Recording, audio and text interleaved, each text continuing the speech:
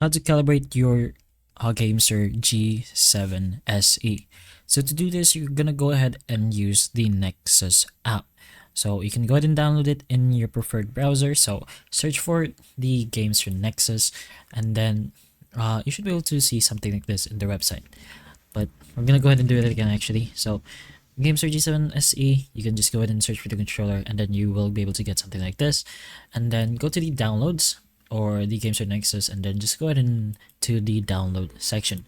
Press on download, and then you'll get to the Microsoft Store, and then press on download again. So once you do that, it's just gonna directly download into your device like so. We have another one over here, but let's just ignore that for now.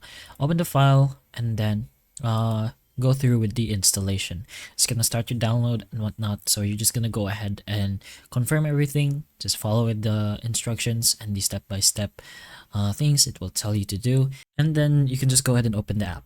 Now it's gonna say this at first if your controller isn't connected, so make sure it already is, and once that is connected, you'll be able to see your controller. So in your case, the GameSir G7 SE, you can go ahead and enter its profile. You can look at the vibrations, the sticks, the triggers, and even the report rate, so you can calibrate it to however you like and you prefer.